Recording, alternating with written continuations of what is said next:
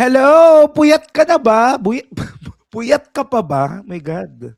Actually, Grabe. 'di ba, parang ilang oras lang ang tulog. But yeah, magandang gabi sa inyong lahat. Of course, hindi namin palalampasin bago ako mag-hiatus.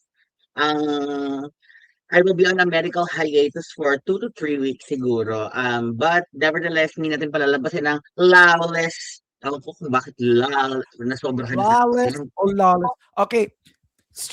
Disclaimer lang. Of course, napanood namin yung Lollapalooza kanina and we've heard about this. And of course, we heard also ano yun yung teaser? Parang it was a long teaser for me.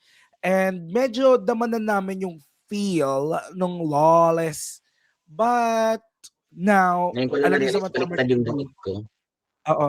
'Di ba sa Summer TV kasi parang prefer naming mapakinggan siya at mapanood siya at the same time through the music video. And ang comment lang talaga namin dito sa release is parang mas maganda sana na-release siya nung 12:00 ng gabi kasi a lot of 18 are waiting Yes. for Lollapalooza. Eh, pagdating It ng could have been 12:00 ng better na hindi na tanghali, naglapag ng lyric video para ang nag-accumulate na views is para sa MV. But I don't know probably what they were thinking or ano yung thought process nila regarding this. Kasi yeah, for sure, ang karamihan ng 18 kagabi ay talagang gising. And ngayon lang ako nakakita ng fandom ng 3:00 ng madaling araw, 4:00 ng madaling araw, nagdadadagundong sa luneta.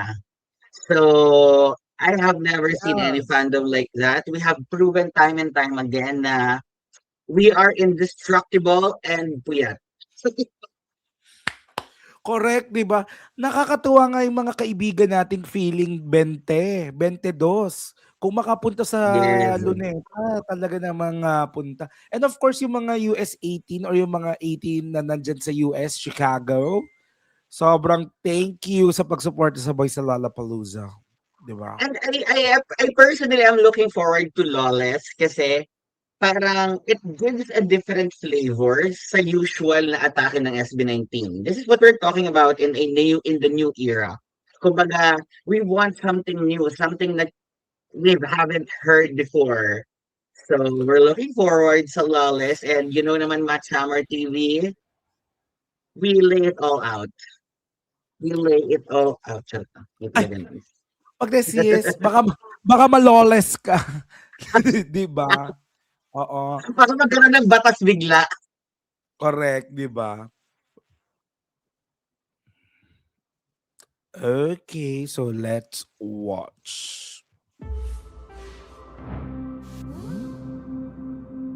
Sana may ganito. Charot.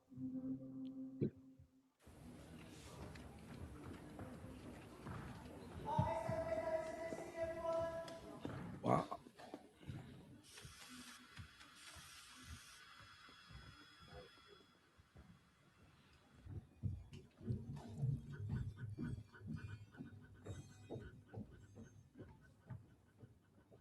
So so this seems like a movie set. Parang ganon. Mm-mm. Wow.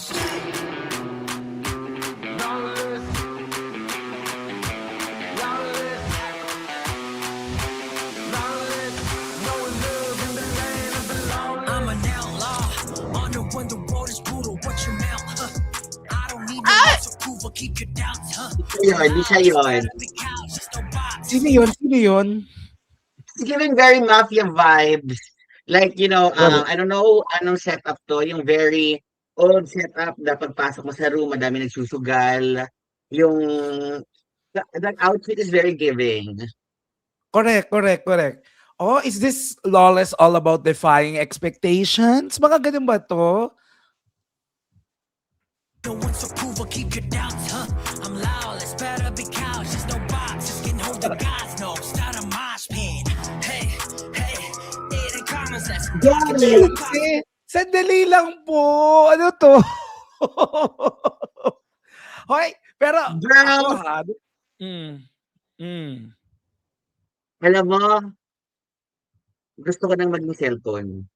Parang ganun.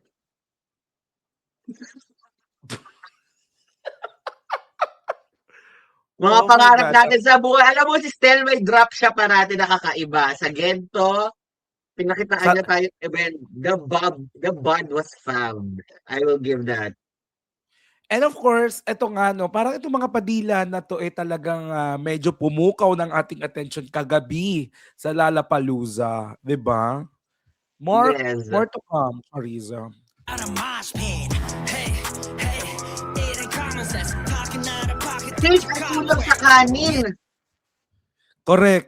Ate, wag ka Actually, ay yeah. I think, Blake, wag ka na rin magtaka. Pinupulutan nga natin ng cake, eh. Sis, pinupulutan ng cake.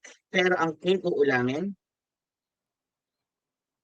You also have some weird ano rin naman, Bes, pagdating sa well, pagkain. agree. Kasi ang spaghetti inuulam ko. I think Okay, is that the new carbs on carbs? carbs on carbs, grabe. Carbs on carbs then sugar. Pero Alam mo parang lawless nga sila. So, I guess they're not lawless following nga. any rules. Yeah, not following any rules. And ako, pananaw ko lang, At Blake, si no? Parang Ken, ito, mm, kanina ko pa hinahanap si Ken dun sa group. I'm not seeing him. di ba siya ba yung bridge? Baka siya yung bridge.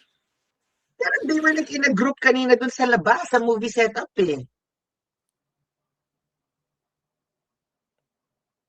But Antayin let's natin. see. Pero ako, Blake, ito lang ha. Sometimes, no, di ba parang tayo, lalo na tayo mga trentahin, of course, or earning money now, parang minsan, it feels illegal to eat cake like that. 'Di ba alam niyo naman nung bata tayo, very scarce lang ang mga bagay-bagay, talagang regulated ng parents at ng budget natin. Pero ngayon if you wanted to be lawless, bibili ka ng 1 litrong Chucky at iinumin 'yon. 'Di ba? Yung mga gano'n. Bes, ang medyo nagiging trip ko nung tumanda ko is order ako ng triple chocolate cake ng Red Ribbon. Just Akin because you lang can yun. Pero afford hindi it. ko naman siya Just because you hindi ko can naman siya afford it kahit walang ano, walang celebration. Parang gano'n lang. Yeah. Kasi I feel like it's a Lawless. dessert. So, hindi yun sa lawless. Yeah, basta yun. Pero hindi ko siya consume na isang bagsakan. Hindi pa ako maabot doon. Ay, di pa. Oo, sige. Hey, Ayun na siya. authority. Living lawless is my priority. Ate girl, may pambili si Blake ng cake. Oo, wag mo na lang kainin sa kamay ni Josh. Bibilan na lang kita, sis. Yeah, sis. Girl. Real out kiss savage. Ooh, let 'em sing it loud. Tragic, now paint the whole town. The road is rough. Yan ang amo ko! Ano ginagawa mo dyan sa ano? Ito, ngayon na nga lang lumabas, naharangan pa ni ate girl. In fairness, it's giving Harry Potter vibes, retro And it's giving and edition. pretty si ate. True rin Love that naman. shade of lipstick. Ano yan? Oo nga, maganda nga. Whole town. The road is rough. The road is tough. Better watch your back in the land of the lawless. Can get enough, but don't get stuck. Wait, This wait, ain't no wait. love in the land of the Wait, lawless. something is not Oh, sitting well with fudge! me. Wait lang. Ano yung strawberry? Get No, enough. no, no, no. Nasaan si Sorry. Ken? Punong-puno ng, ay. Wait Alam mo, this lang. is giving very Manon in the cat's eye. Where is Ken? This ain't no love in the land of the lawless. Lawless. Lawless. Where is Ken? Lawless. No love in the land of the lawless. Mga bano, kala Oh my God, like, where is Ken? Wait, baka may story to. Let's give it that. Pero, nasa ano siya, di ba? Nasa ano lang siya. Kasi kanina pa siya walamat doon sa set and then here. I don't want to make this all about Ken, but parang for me, SB19 is not SB19 without one of them. Sige. Ako, meron lang ako talagang parang ano, if I will predict or if I will assume, feeling ko, baka mamaya mafia lord si ano. Baka mamaya mafia lord si Ken, feeling ko.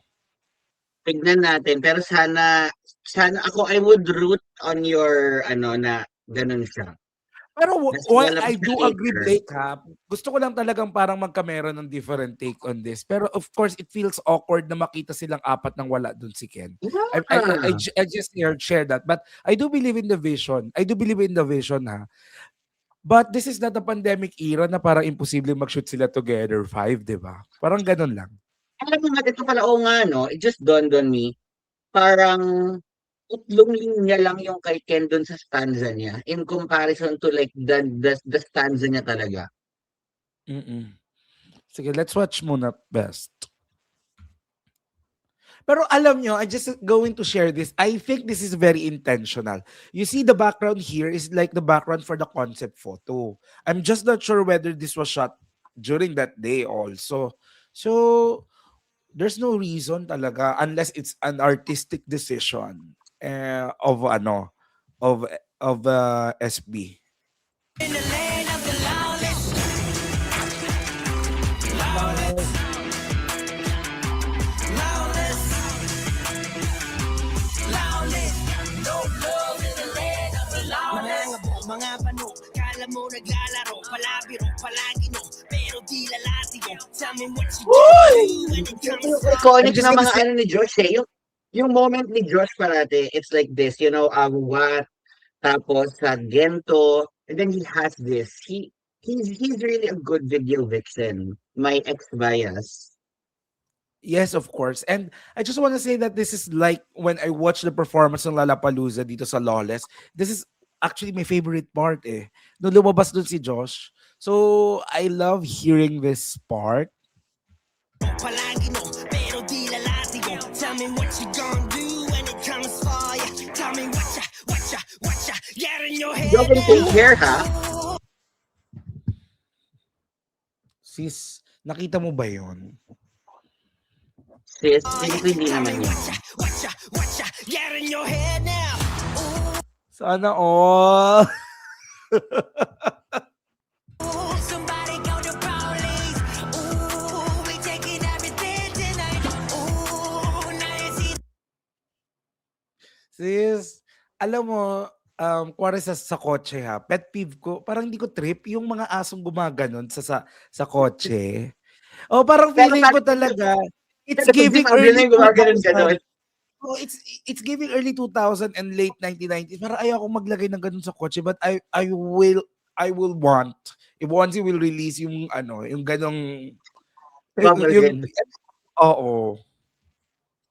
'Di ba? ooh, we taking everything tonight. At saka gusto ko yung pagka-comments ng police ha. I'm calling the police. Ganun. Di ba? Ooh, now you see the future, breaking all the Ganda rules. ng Yeah, we effect nila roll ngayon. with September. Down the damage, we low-key savage. Ooh, keep on singing now. Tragic, we'll break the whole town. The road is rough, the road is tough. Better watch your back in the land of the lawless. Can't get enough, but don't get stopped, 'cause there ain't no love in the land of the lawless. Hindi natin lalo ni Ken.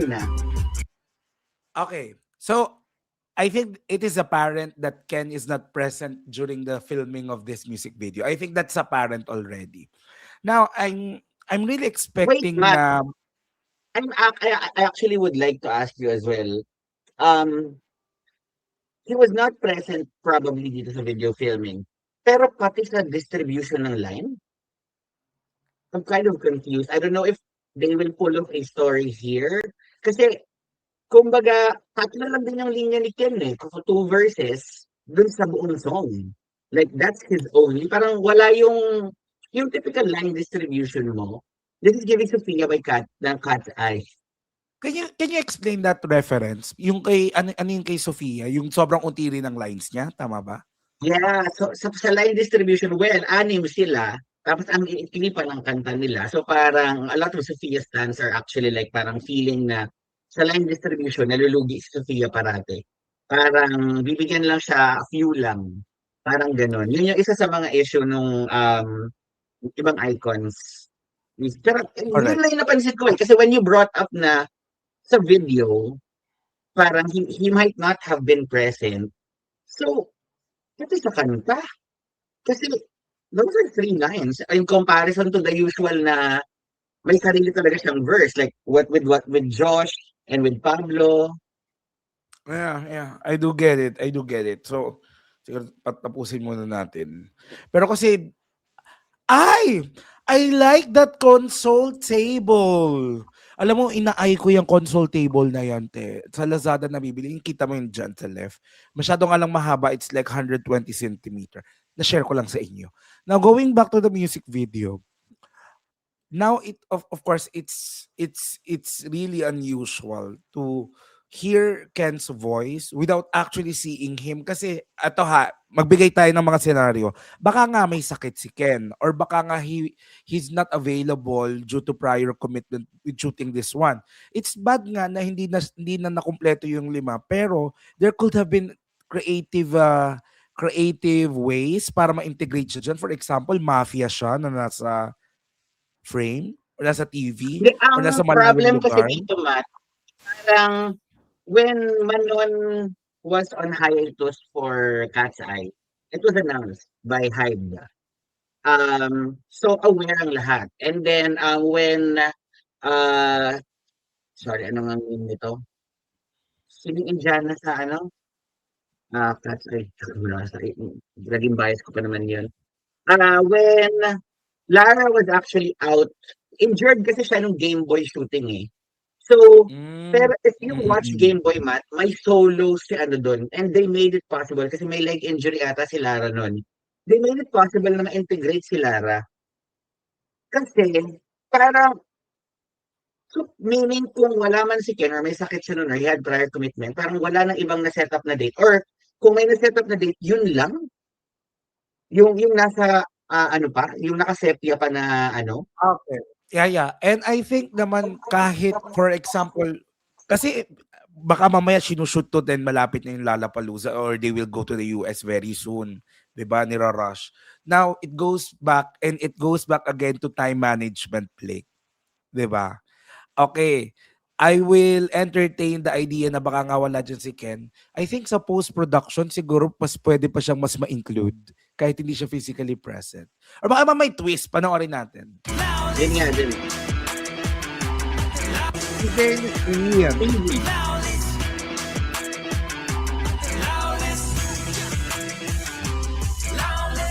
No love in the land of the lawless.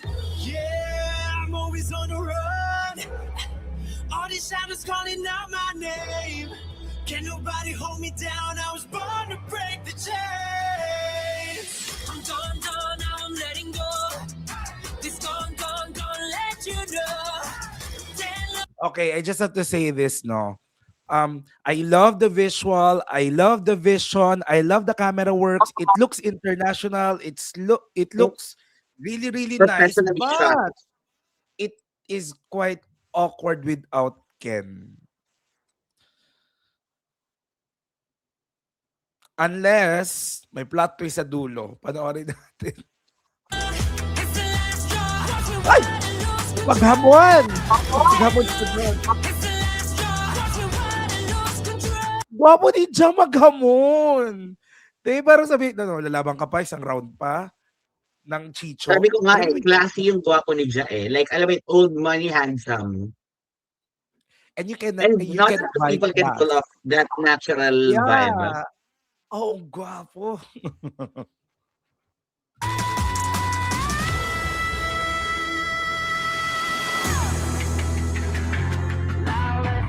Yan na. So, nandun ulit si Ken.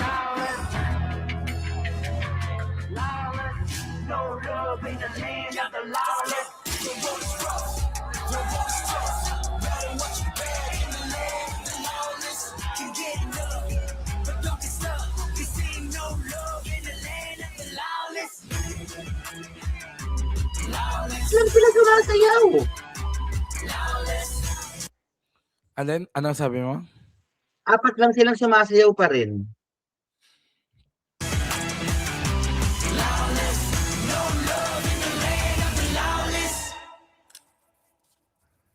What, are you F4 now? Okay.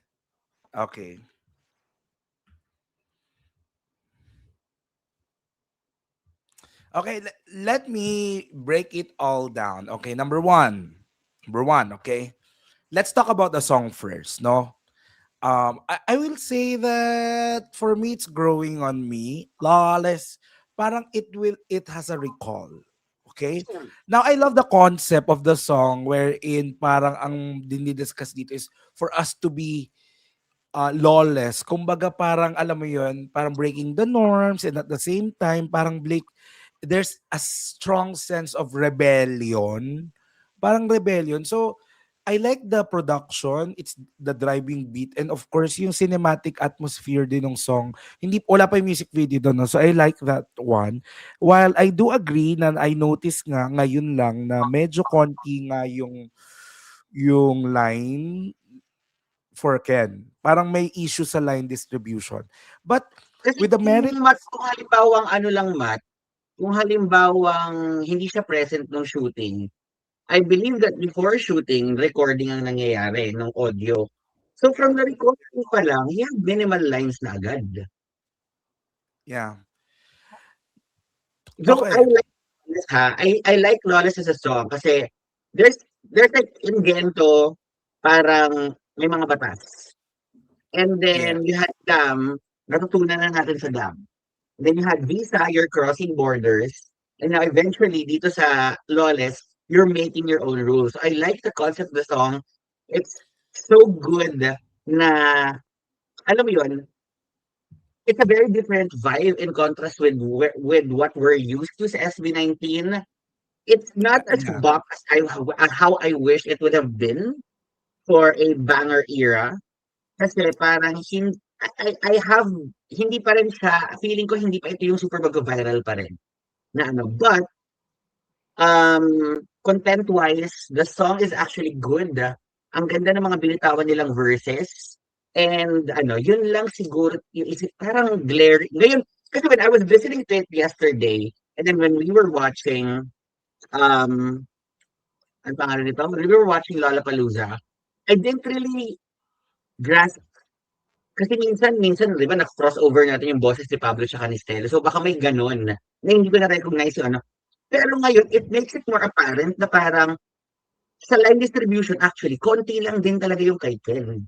I am genuinely hoping that there's a good justification for this kasi kung halimbawang he wasn't able to make it on set, blah blah blah, parang I believe Onesie should have released or should release a statement regarding this one, na kung ano nangyari kay Ken. This will Yeah. explain it. Actually, Blake, it's very important for us to understand and not speculate. Kasi that's the problem with not controlling the narrative eh. So a lot of speculation and fans are actually getting very creative when it comes to interpreting kung bakit ganyan yung nangyari. But Yes. if hindi nga ay kaklaro kung bakit, it will just lead to more speculations and miscommunication. Now, Lawless as a song, I like Lawless as a song, but I do agree na medyo kumonti nga yung line ni Ken. Now, Blake, I just wanted to end my take on the song. On the song pa lang, ha, wala pa sa music video, as I think I would like to think this might be an artistic decision. I mean, parang feeling ko artistic decision siguro. Baka mamaya yung boses ni Ken hindi nag-fit in dun sa song, or baka may any other baka may any other reason na hindi pa. And tama ka dun, Blake, I will want that there's a twist or may justification why konti yung line distribution niya. But I like the concept of the song. Now let's go to the music video. Mamaya natin i-discuss yung pagkawala ng Ken, but the overall vibe, if you can, I know you cannot take it away from that also, pero what can you say about the music video? Actually, may mga nakikita na akong clues kasi parang may nag-forward sa akin ng clues. Hindi ko lang siya gaano pinapansin. Kasi you know about Summer TV, don't go to this channel for interpretation. You know, we're not the smartest people in the bunch sa fandom, so I don't think we could interpret anything. But I actually like it. It's very professionally shot. I would have wanted something na yung change of outfits. Kasi parang twice na kata sila nag-change ng outfit when they got in sa loob. And then when they went out. So parang yun. That's another thing. But overall, ang ganda ng MV actually. Parang SB19 is really good at storytelling. So I'm kind of clinging that there's a story to justify this. I hope that there's an artistic decision. Um, Feeling ko naman kasi when it comes to artistic decision, lahat sila may say dyan. Yeah. Now, when it comes to the music video, I just wanted to say na it's like very cinematic. Actually, it's very cinematic, the music video. I like the set. I like the concept. I like their look actually. And of course, gusto ko yung pagkakatahi parang hindi siya pinilit. Ang pinilit for me ay yung appearance ni Ken. Yung parang doon ako nabitin. Kasi siguro nga, let's entertain the notion na physically absent siya doon sa shoot. Baka hindi siya nakarating, baka may sakit siya. Many other possibilities. Pero I think there are more creative ways on how to navigate this one. Alam mo yon, siguro if okay na si Ken, available na siya, maybe mas magandang exposure. Siguro ilagay na lang siya as mafia na nasa TV or may separate set siya, ginawa siya ng separate set. Siguro i-entertain natin yung idea nung iba na baka si Ken ay isang character sa music video na mysterious, na kumokontrol dun sa apat. May mga ganyan kasi ako nababasa eh. But apparently hindi yun nagawa. Para ang nangyari talaga, maisingit lang siya. Kasi there was this whole verse of Ken, very rare whole verse, na wala siya dun. Kundi yung apat yung nandun. You can hear his voice, pero iba yung nakikita mo. Actually, mas mataas pa nga yung airtime sa channel natin eh. Kumpara Correct, sa Soul 4. Yeah, but ito ha, if I don't want to dwell into that. I think mas mahaba pang discussion natin sa ating mga membership live. Alam niyo sa Matt Summer TV guys, or just being honest, hindi namin pinaplano yung magiging reaction naming dalawa together. Pero if this will be the phase, if this will be the first music video for a new big era, I just hope that they are 5, lalo na doon sa dance break sa dulo. Parang yun yung parang doon ako napaano na sayang, kulang, wala, 'di ba?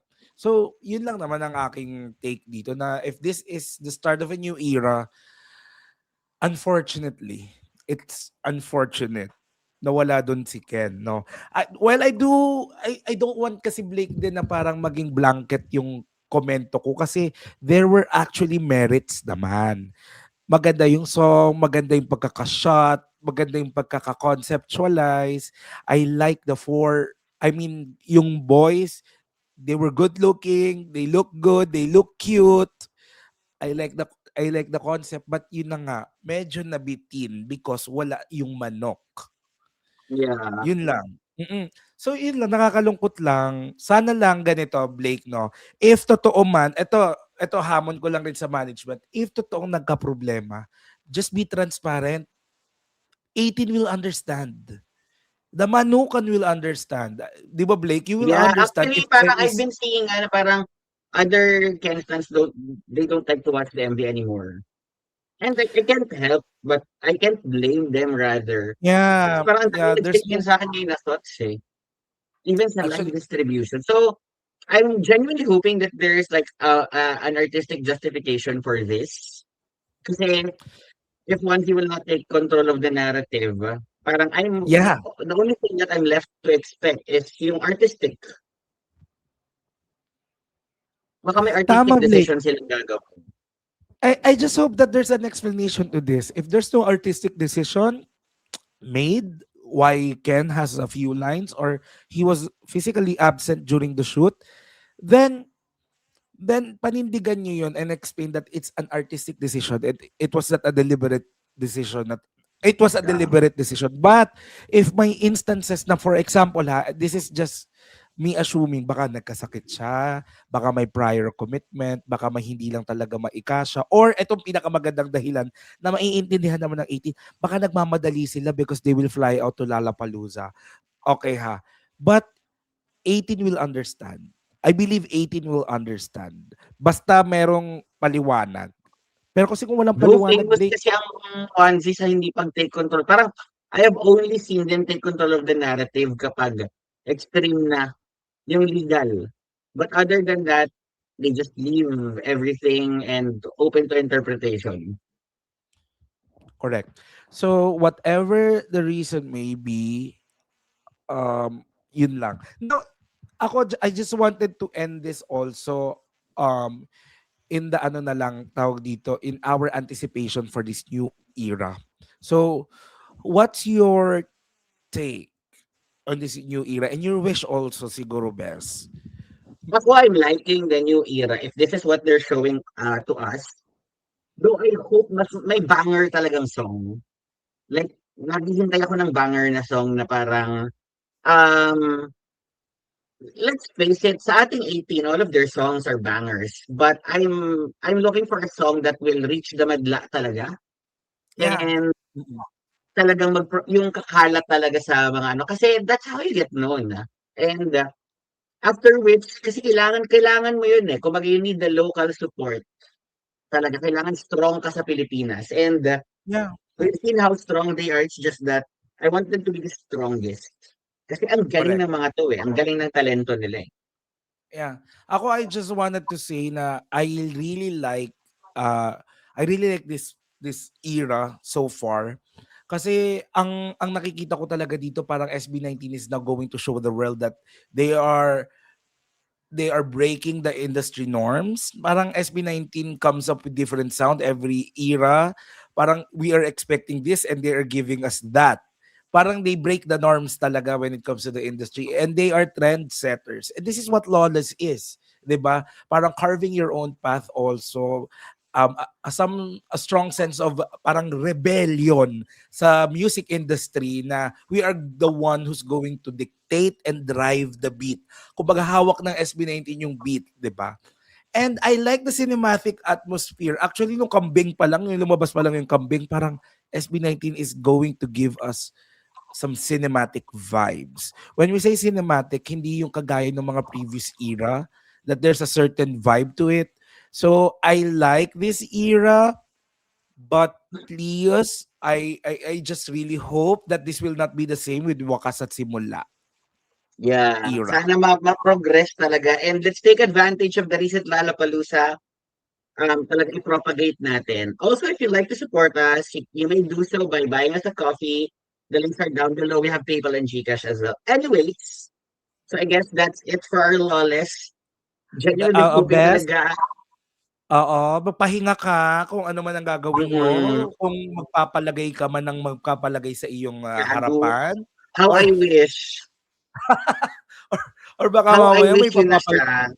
Oo, baka mamaya may transformation kang pagagawa. Go ahead. But anyway, Blake, just to end on a happy note, congratulations, SB19. I'm so proud of your Lollapalooza set. Actually, I saw photos posted by Lollapalooza. Sabi ko, my God, ano kayong pakiramdam ng mga taong nakapanood ng live and ano kayong pakiramdam ng voice. But I'm very proud of you guys. Kanina sa Yes. trabaho, kahit antok-antok ako, pinagmamalaki ko talaga na nagpakapuyat ako para sa inyo. Keep Ay, on naku, sharing grabe. Lollapalooza content. It's how we propagate. It's how we propagate and we take tayo mag-control ng narrative ngayon sa mga friends natin sa social media. Anyways, thank you very much for tuning in. I'm your sugar spice and sometimes nice. My name is Blake. And this is Matt. Bye. Lawless.